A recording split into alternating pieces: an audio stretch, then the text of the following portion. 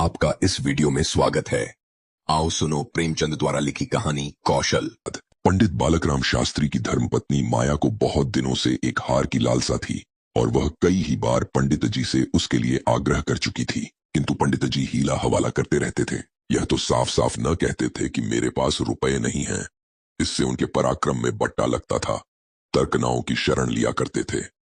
कहनों से कुछ लाभ नहीं, एक तो धातु अच्छी नहीं मिलती, उस पर सोना रुपए के 8-8 आने कर देता है, और सबसे बड़ी बात यह है कि घर में गहने रखना चोरों को नेवता देना है।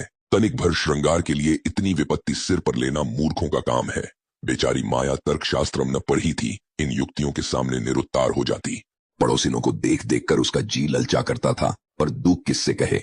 यदि पंडित जी ज्यादा मेहनत करने के योग्य होते तो यह मुश्किल आसान हो जाती, पर वे आलसी जीव थे। अधिकांश समय भोजन और विश्राम में व्यतीत किया करते थे। पत्नी जी की कटुक्तियां सुननी मंजूर थीं, लेकिन निद्रा की मात्रा में कमी न कर सकते थे। एक दिन पंडित जी पाठशाला से आए तो देखा कि माया के गले में सोने का हार विराज रहा है। हार की चमक से उसकी मुख ज्योति चमक उठी थी। उन्होंने उसे कभी इतनी सुंदर न समझा था। पूछा, यह हार किसका है? माया बोली, बगल में जो बाबूजी रहते हैं उनकी स्त्री का है। आज उनसे मिलने गई थी, यह हार देखा, बहुत पसंद आया, तुम्हें दिखाने के लिए पहनकर चली आई। बस ऐसा ही एक हार मुझे बनवा दो। पंडित जी बोले, दूसरे की चीज नाहक मांग लाई, कहीं चोरी हो जाए तो हार तो बनवाना ही होगा, ऊपर से बदनामी भी हो। माया बोली, मैं तो ऐसा ही हार लूंगी, बस तोले का है। पंडित जी बोले, फिर वही जिद। माया ने कहा, जब सभी पहनती हैं तो मैं ही क्यों न पहनूं? पंडित जी बोले, सब कुएं में गिरेंगे तो तुम भी कुएं में गिर जाओगी। सोचो तो, इस वक्त इस हार के बनवाने में 600 रुपए लगेंगे। अगर 1 रुपए प्रति 100 भी ब्याज रख लिया जाए तो 5 वर्ष में 600 के लगभग 1000 रुपए हो जाएंगे। लेकिन 5 वर्ष में तुम्हारा हार मुश्किल से 300 का रह जाएगा। इतना नुकसान उठाकर हार पहनने से क्या सुख? यह हार वापस कर दो, भोजन करो और आराम से रहो। यह कहते हुए पंडित जी बाहर चले गए। रात को एकाएक माया ने शोर मचाकर कहा, चोर चोर, हाय घर में चोर, मुझे घसीटे लिए जाते हैं। पंडित जी हकबकाकर उठे और बोले, कहां कहां, भागो भागो।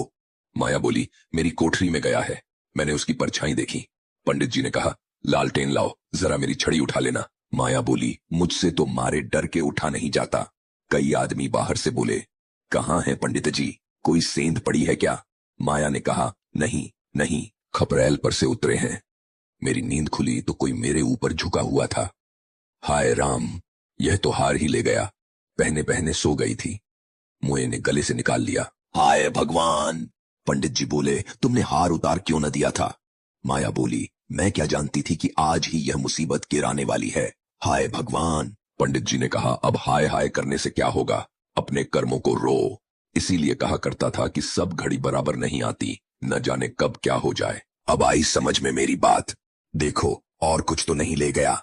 बगल के लोगों लालटेन लिए आ पहुंचे। घर में कोना कोना देखा, करियां देखी, छत पर देखा, शौच गृह में झांका, कहीं चोर का पता न था। एक पीडीडी डोसी बोला, किसी जानकार आदमी का काम है। दूसरा ने कहा, बिना घर के भेदिए के कभी चोरी होती नहीं। और कुछ तो नहीं ले गया? माया बोली, और तो कुछ नहीं ले गया, बर्तन सब रखे हुए हैं, संदूक भी बंद रखे हुए हैं। उसको ले ही जाना था तो मेरी चीजें ले जाता, पराई चीज ठहरी। भगवान, उन्हें कौन मुंह दिखाऊंगी? पंडित जी बोले, अब गहने का मजा मिल गया ना? माया बोली, हाय भगवान, यह अपजस बदा था। पंडित जी बोले, कितना समझा के हार गया, तुम न मानी न मानी। बात की बात में 600 निकल गए, अब देखूं भगवान कैसे लाज रखते हैं। माया बोली, अभागे मेरे घर का एक एक तिनका चुन ले जाते तो मुझे इतना दुख न होता। अभी बेचारी ने नया ही बनवाया था। पंडित जी बोले, खूब मालूम है, 20 तोले का था। माया बोली, 20 ही तोले का तो कहती थी। पंडित जी बोले, बधिया बैठ गई और क्या? माया बोली, कह दूंगी, घर में चोरी हो गई। क्या जान लेंगी, अब उनके लिए कोई चोरी भले ही करने जाएगा। पंडित जी बोले, तुम्हारे घर से चीज गई, तुम्हें देनी होगी। उन्हें इससे क्या प्रयोजन कि चोर ले गया या तुमने उठाकर रख लिया? पति आएंगी ही नहीं। माया बोली, तो इतने रुपए कहां से आएंगे? पंडित जी बोल, कहीं न कहीं से तो आएंगे ही, नहीं तो लाज कैसे रहेगी। मगर कि तुमने बड़ी भूल, माया भगवान से मंगनी की चीज भी न देखी गई। मुझे काल ने घेरा था, नहीं तो तनिक भर गले में डाल लेने से ऐसा कौन सा परम सुख मिल गया। मैं हूं ही अभागिनी।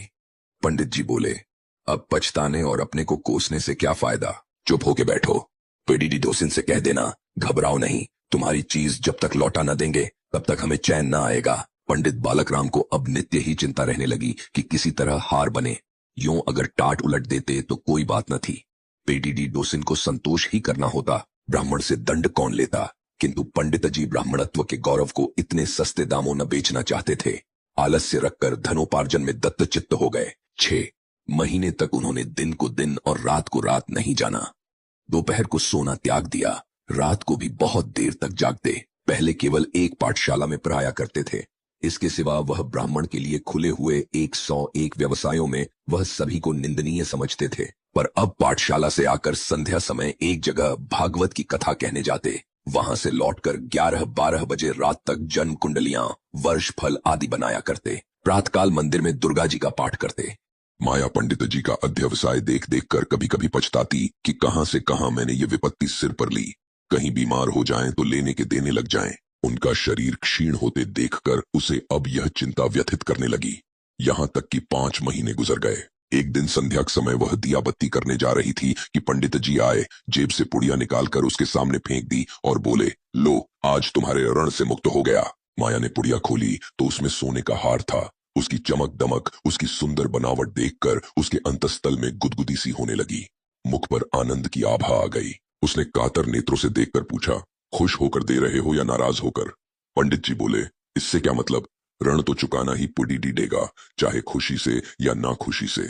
माया बोली, यह ऋण नहीं है। पंडित जी बोले, और क्या है? बदला सही।